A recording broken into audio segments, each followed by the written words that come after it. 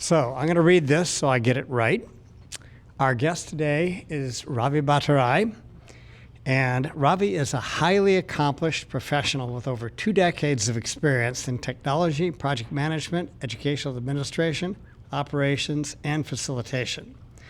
He's held leadership roles as an academic administrator, quality auditor, operations manager, CEO, business analyst, and strategic management consultant across diverse organizations.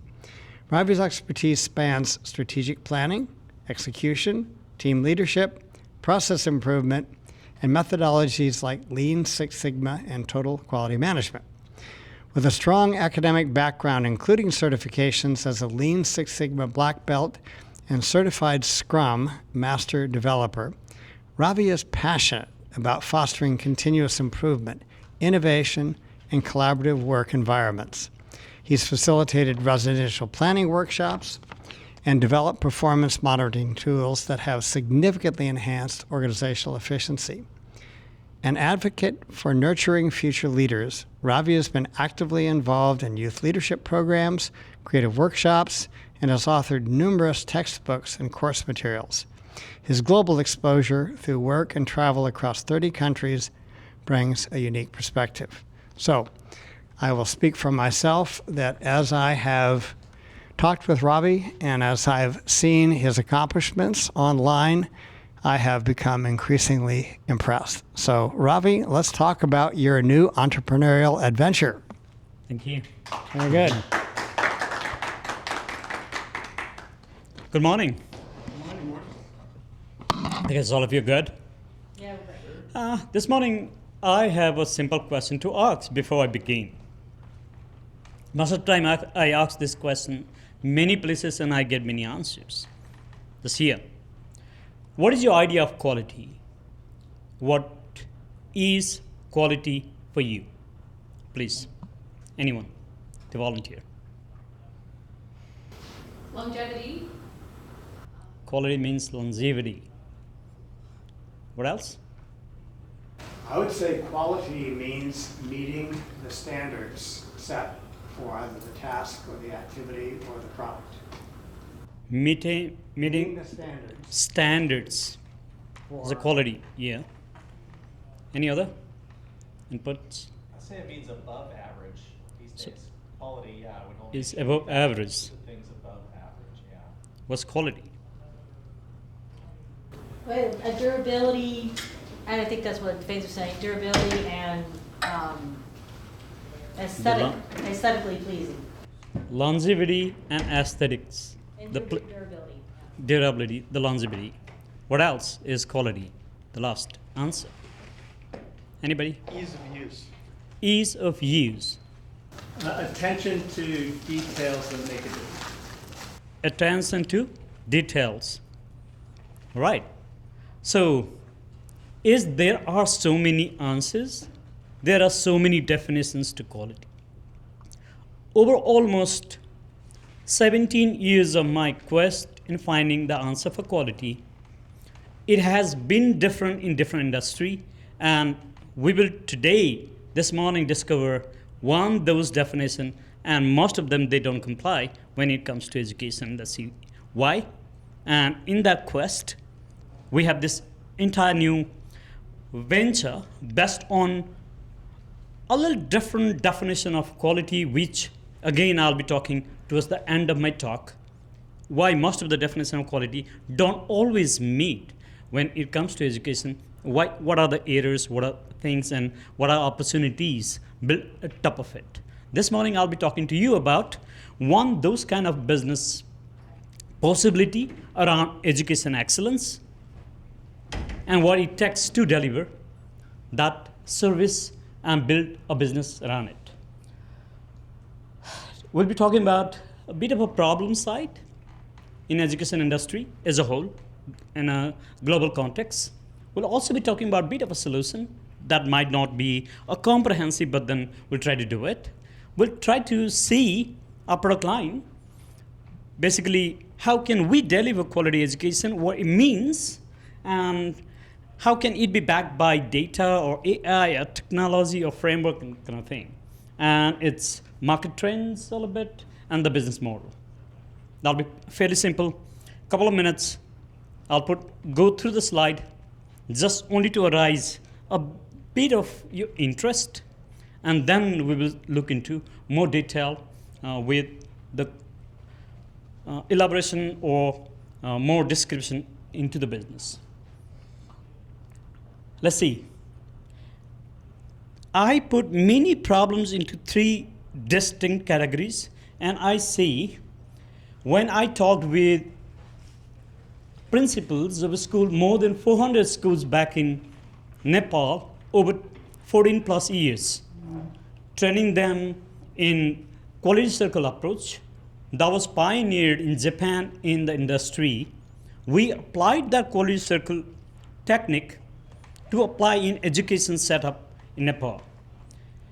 Across the country, not only Nepal but in South Asia, we train many educationists, and most of them, when I hear them, the first largest segment of the problem is when they want to build personalized education, they find a real challenge, because almost around last 600 years, when modern education has emerged, it has been like a factory setup, where students are put in a classroom, 30 or 35 or 40 people, given a lecturer, 1 or 2, and it has been like try to cater the education like in the factory setup. And because of that, it's extremely difficult to give a personalized touch. Majority of the framework, majority of the technology, they try to address that problem, again try to make it more complicated. Second, majority of the case, I ask educationists, who is your customer? Can you tell me who is customer to a school? Any inputs? I've thought a lot about this because, well, the government is one customer for public schools. And then in private schools, it's kind of the parents, and then it could be the parents that give the most money. So, but it's supposed to be the student who is a minor, who doesn't actually know what it is that they want, right? So they're customer without really clearly defined objectives. So they can't say, I want to be an astronaut. Then, okay, let's develop the whole program for astronauts. We have to, we have to understand as a collective society what students need to know in order to exist in the future. Yeah, like here you outlined, it could be the government, it could be the parents who's sponsoring the education, or it could be one who is taking the service, the student. Right. What else? To the audience. Business and industry. Business and industry is the customer. What else? Could be a perspective, please.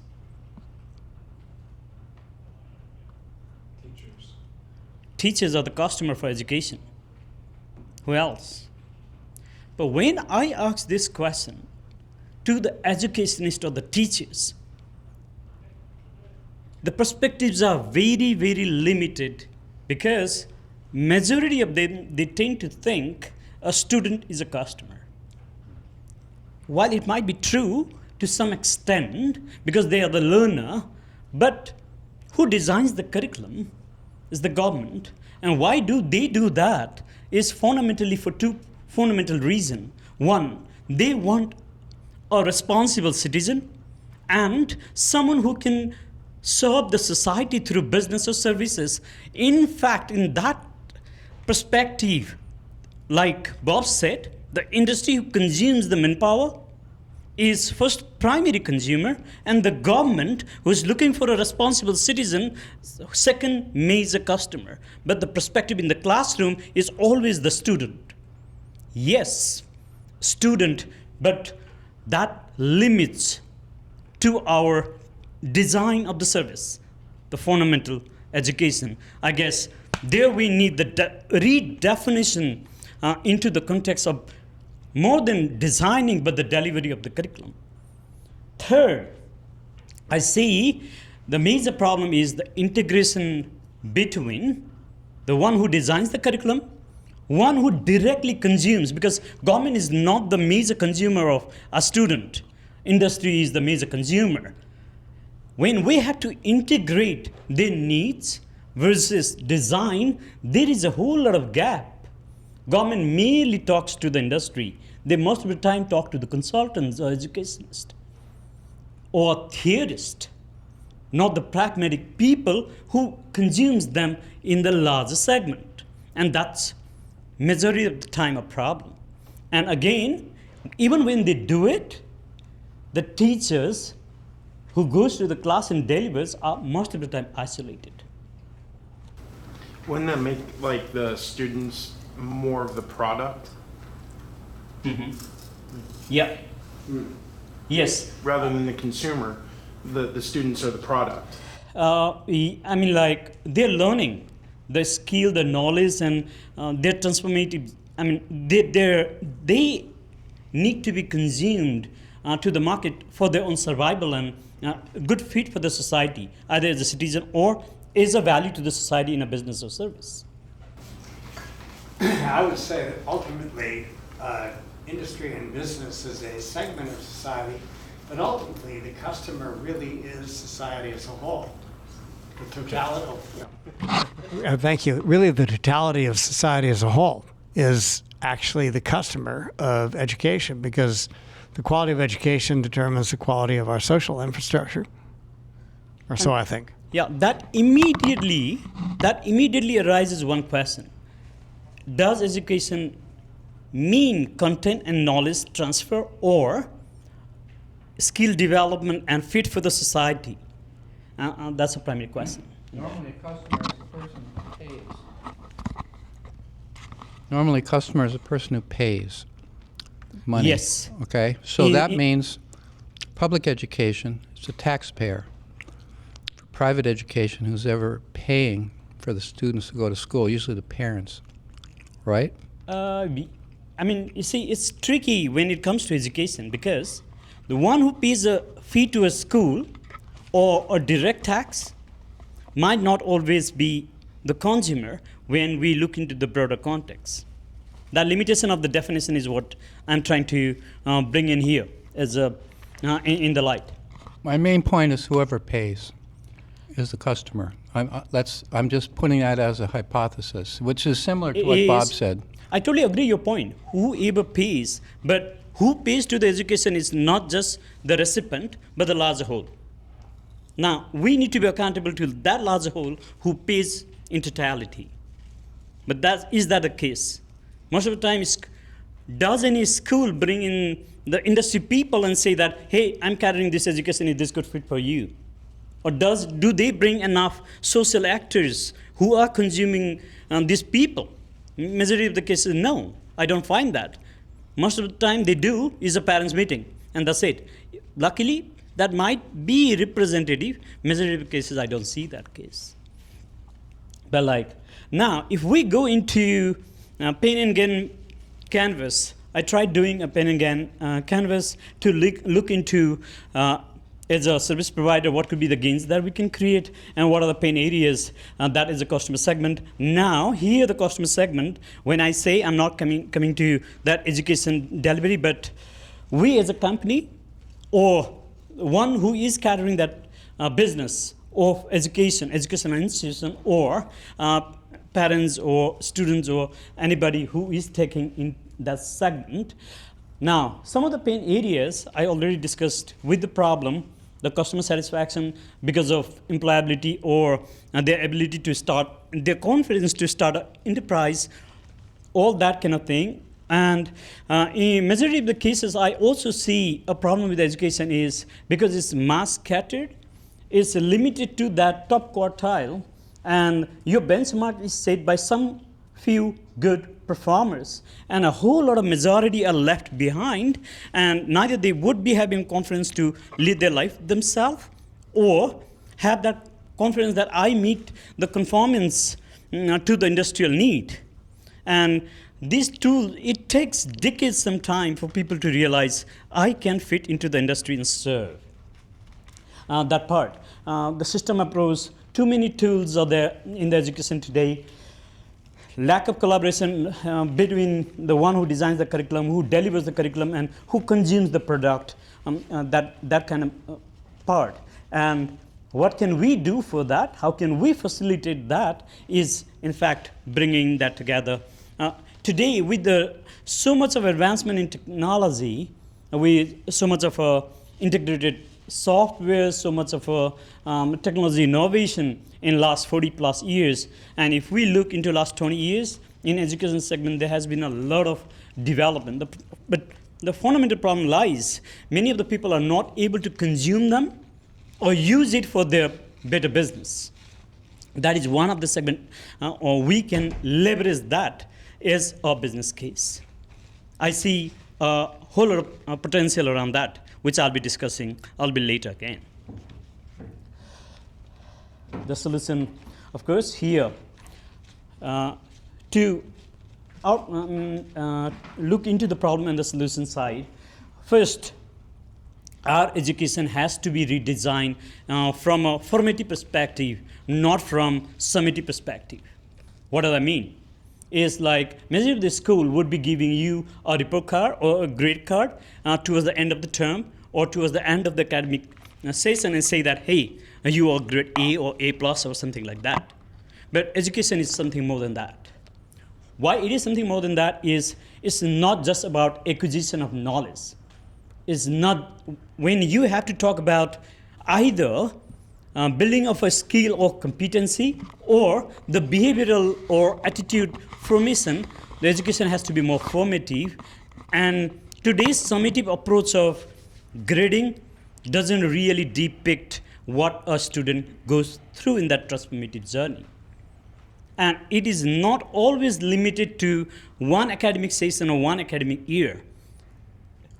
There has been some development on that. If you know, with some of the great educationists on the progressive education line, they have done amazing work. But the problem is, it's so complicated putting into the classroom that, like most of the teachers, they want to run away, or they don't have enough resource or enough, manpower to track it down and give that reflective, formative way for a children to look into themselves and try to build. Why should a children always try to master a curriculum in a stipulated time? Why cannot some people do it fast, while other people do it a little bit slower? That's most of the cases the problem lies in our approach of formative evaluation of a learner. And we can do a great deal because of the modern way of measuring not just one segment of data, but multidimensional data to be captured and reported. The second is, I see there has been quite a lot of development on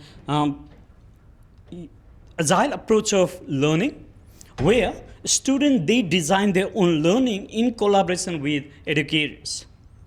But like majority of the educators are fixated with the mindset that, hey, I'm going there to teach, and I know the curriculum, and I need to deliver it.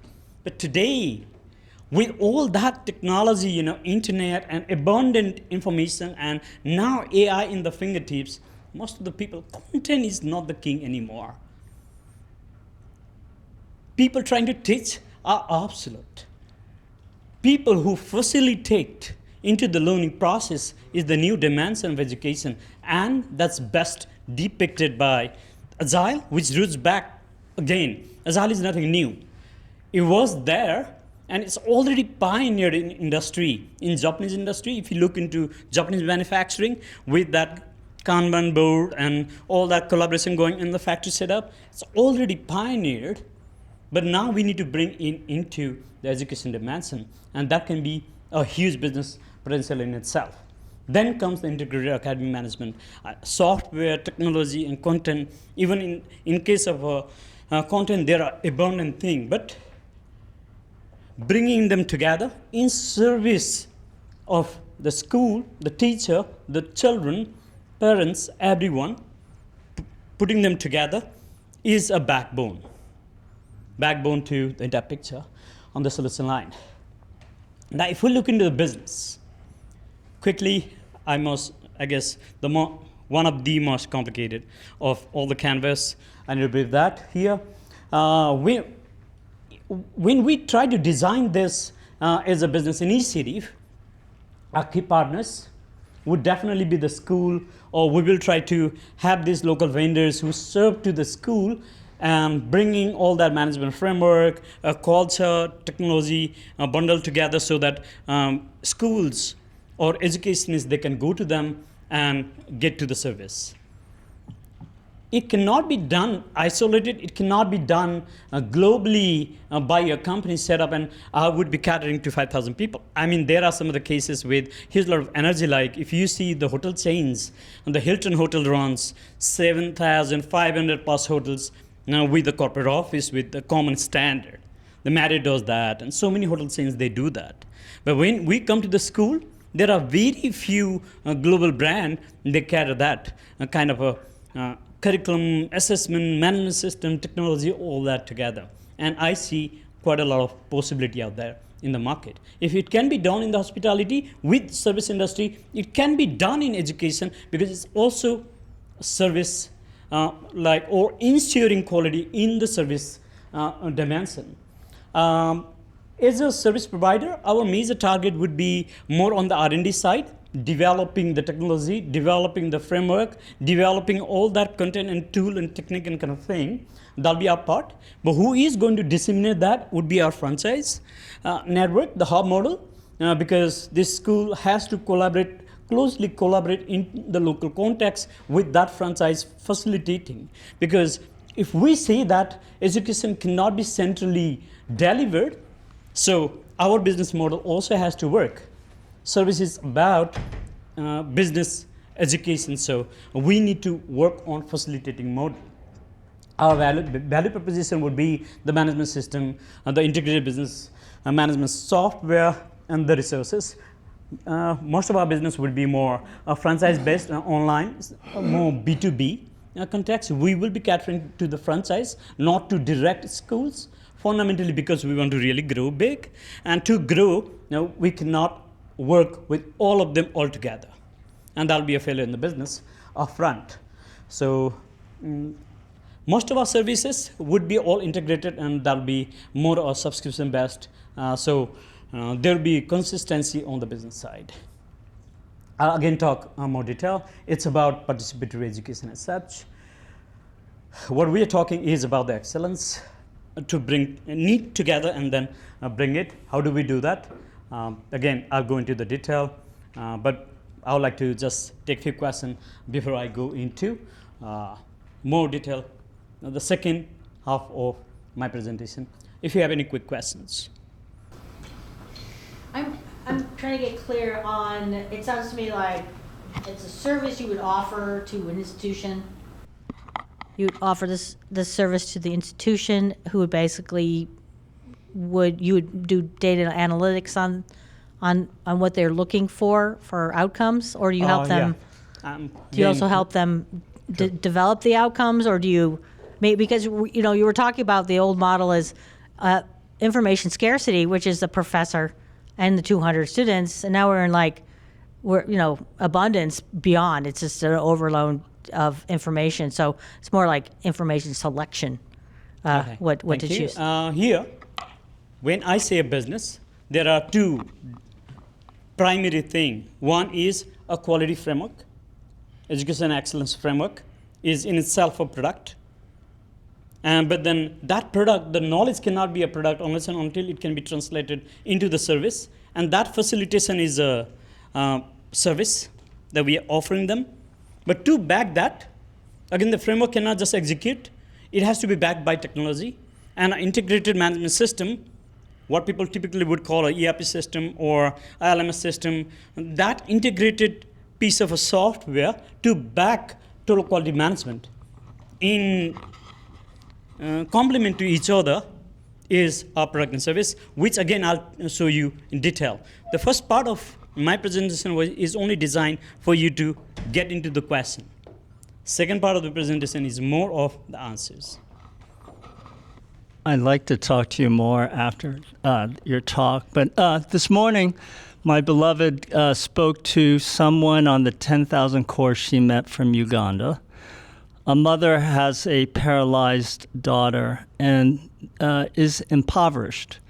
And so we were thinking about the kind of education to women entrepreneurs who might meet the needs in context of her village, in which she could start a business, and that would be motivating in terms of learning some technologies. I thought immediately of the appropriate technologies that are coming out of MIT to solve some third world problems like health conditions. For example, the major problem with asthma in children is the fires that are open, and building rocket stoves out of just simple mud is an appropriate technology that would reduce the amount of soot that children are breathing. These kinds of small businesses would be wonderful to kind of create a catalog of businesses. The students would be participating on a challenge that's authentic to their village. And I think that would be a great vehicle for the kinds of things that you're thinking about. Thank you. Thank you so much. We'll still come back to the questions and more discussion. Let me run through the solution side. I'll try to take as short as possible so we can engage more into question and answer.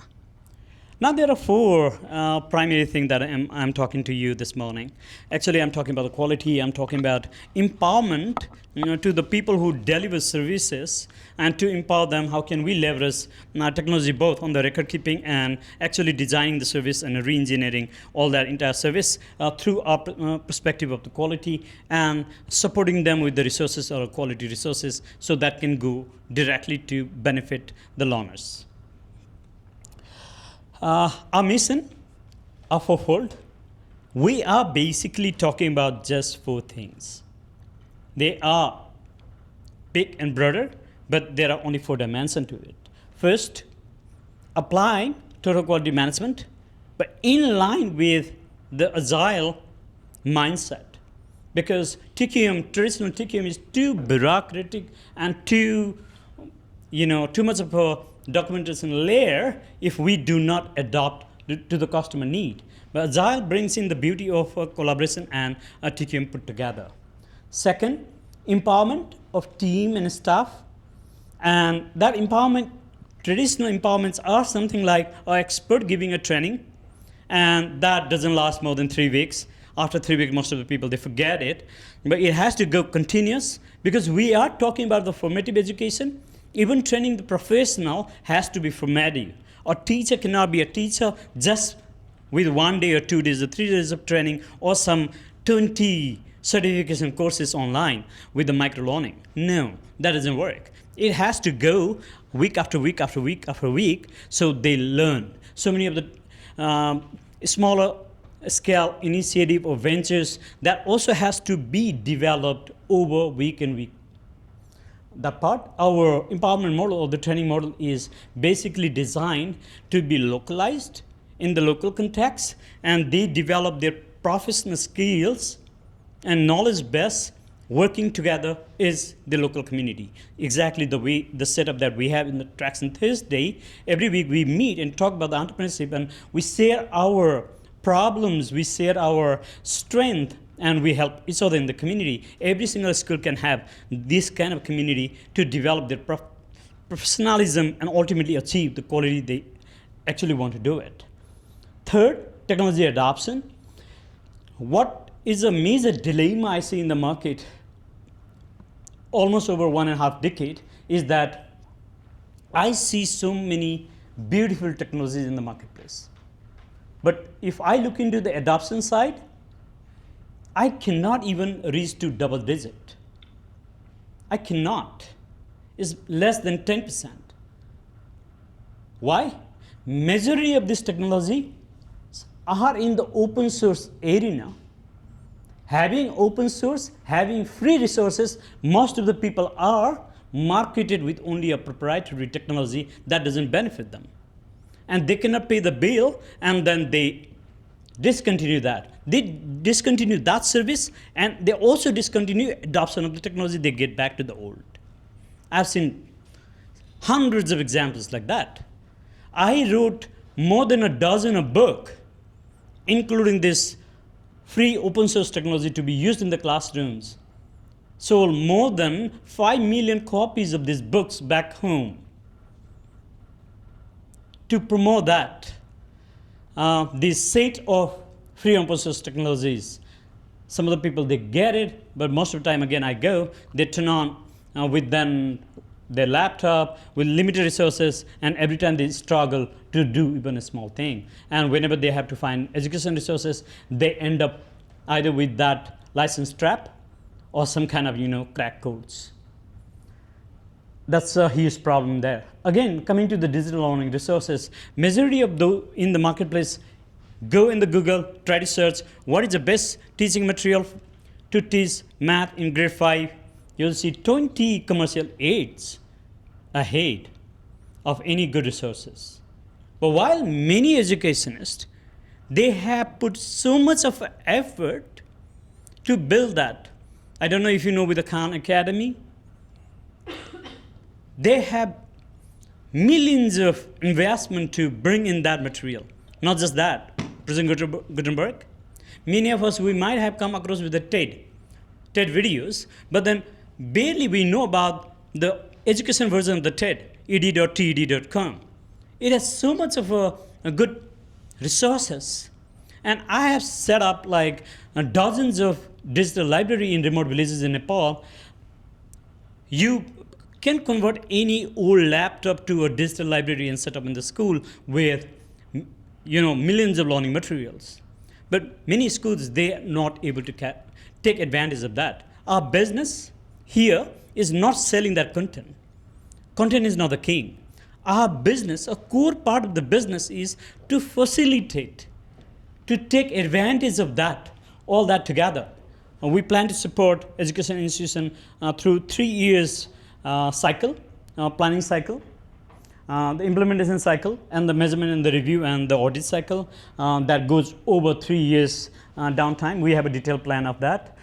The phase 1, phase 2, like first year, second year, and third year. That's a detail outline. Like while working with many of the education institutions, I find that just telling them about a framework is not enough. We need to support them through the implementation, and then we go into the audit cycle. Like normally the management system, when we talk about 21,001 or it is Scrum or Six Sigma in education. We can blend that together and then make it more adaptive and simplify that to the school to adopt it. That's the whole idea. But it's a hybrid model between the quality, like total quality management and Agile to put together. Second is about ICT integration in education. When I talk about ICT integration in education, I'm not talking about a proprietary set of technology, but then a technology that facilitates them to deliver a better business. It's more community-driven, collaborative, and creative. It's more based on the open source. Whenever there's needed, a SaaS solution has to be there, so everyone can be interconnected. But most of the cases, it will be backed by the open source technologies. The ERP system. I did a comparison with the market players, and the matrix shows that like a majority of these solutions are best to solve only a partial problem. Like school, what do? They do a billing, they do record keeping of the grade and marks. That's it. But like school is a complete enterprise. They don't just record the grade. They run the enterprise, whole entire enterprise. They have HR function, they have inventory function, they have account function, they have everything that a business would do. And why wouldn't you give them a complete software? Why only a partial fragmented software? That's a major problem with majority of the software out there. We have to bring in a complete automation system to the academic setup. Same thing goes with the LMS. If I look into majority of the LMS are just limited to a few contexts. Some videos or sharing of a slide and student being able to post in the forum. But these young learners in the school, they need so many of activities, And whenever we talk about this activity, we need to go to a different service like maybe a Quizlet or Kahoot or so many other dozens of tools out there in the market. But some of like a consortium of university led by MIT and guys, they have developed so much of this digital pedagogy framework that can be easily integrated into LMS, but barely many people, they do it. Everyone is struggling to reach out to the market, but there is no one player who can enable that, breeze those researcher and beneficiary. And our role as a business can be that enabler who breezes between those beautiful innovations out there and beneficiary, and then we bring in our business case. Our business case is not like, I build up a technology and I'll sell it. Yeah, that can work. That's also a business model. But here, our primary target is about bringing the best of the innovation and building it where there is a gap. If you find a gap, you build it. If there are already, why would you want to reinvent the wheel when there's already proven set? That's about. So I also compared with some of the global players. Only few in my context in Nepal, but here in US, again, we can do in a different way. But like IB, I don't know if you know with IB education, IB degree, and that's a Swiss-based international baccalaureate. They are one of the global pioneers in education, but mostly they sell is the curriculum and assessment. But we are talking about management framework and technology as well. Next is Cambridge, A-levels, like GED in here. Cambridge sells globally to, dozens of schools, dozens of countries, thousands of schools. And they also sell primarily two things, curriculum and assessment. Majority of these education service companies are either selling content or some few technologies or assessment, some few things.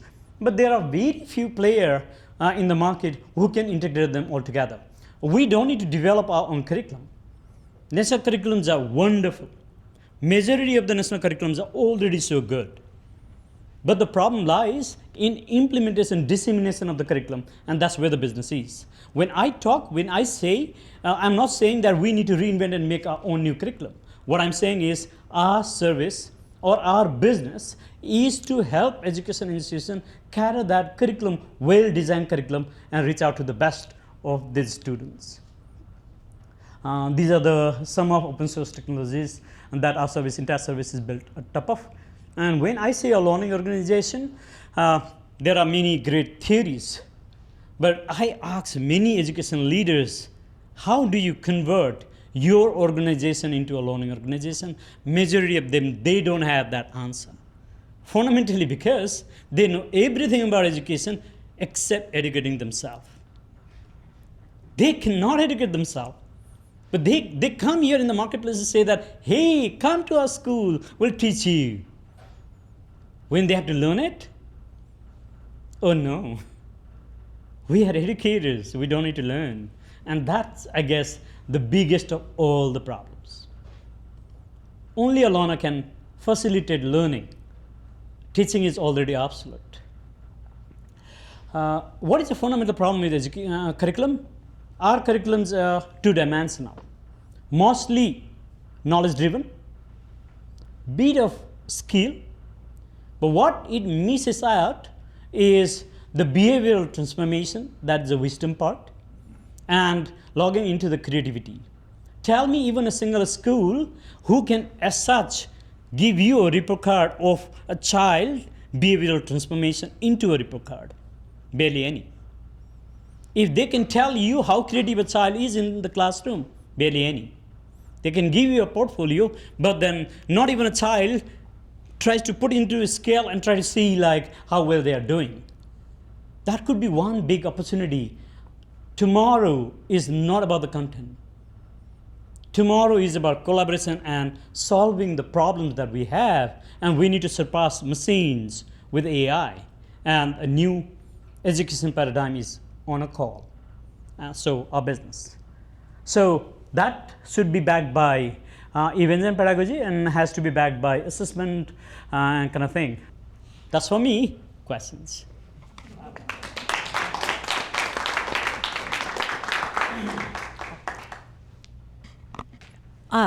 I've been thinking a lot about this as an educator. I taught at university, and then I taught at a private school, high school, for 10 years.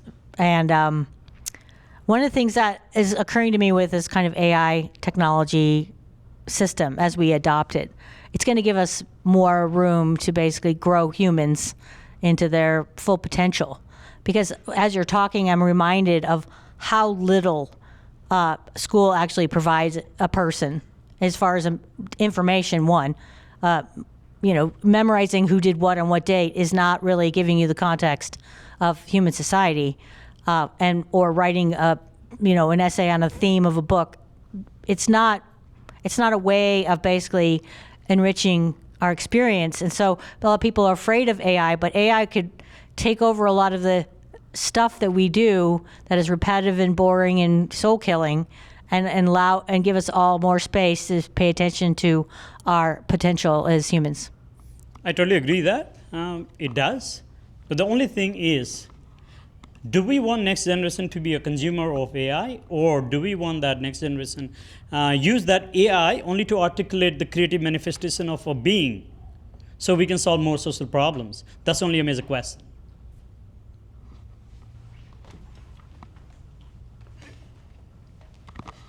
I have an interesting example of what Ravi just said. I was talking to a fellow who works at Hy-Vee, and we've been having some very interesting conversations with people who are very high up in the Hy-Vee infrastructure about local foods, because they're seeing Walmart and Costco and other big players coming into the regenerative ag arena. So the fellow said, well, we got to do some research about where successful integrated infrastructure of the middle aggregation, because the conversation has advanced to the point where we're talking about using Hy-Vee's existing infrastructure to aggregate. I said, it's going to take a long time. I said, let me look into that. So I went to ChatGPT and I put in the question, where in the country is an example of an integrated infrastructure of the middle regional grocery store aggregating local foods? Boom! In 5 seconds, there was a detailed analysis, including 2 examples in the Pacific Northwest with all of the details. So it's not about information. It's about, okay, now that we know that, what do we do? How do we use that? But it was just, the guy I was with was just completely flabbergasted. I said, so let's ask some more. So we'd ask this and ask that. So it was pretty cool. True. AI can give you a recipe, cannot cook a coffee, cannot cook for you.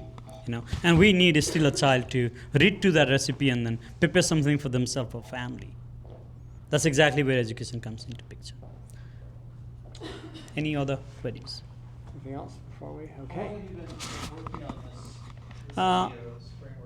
2008, I started some mid 2008, but then I also tried a couple of times, not with so much of a success, but partially successful into one venture or other venture, but not to put this together. It's been 1.5 years before I came in. I put them all together, and I see that this could be actually a case. Actually, fundamentally, if we look into, actually, the crux is the quality implementation. Rest of everything is only a supportive to it. If we say that we are a company who helps education institution implement quality, we are a single line definition. Dot. But rest of everything is only decoratives to a TQM implementation.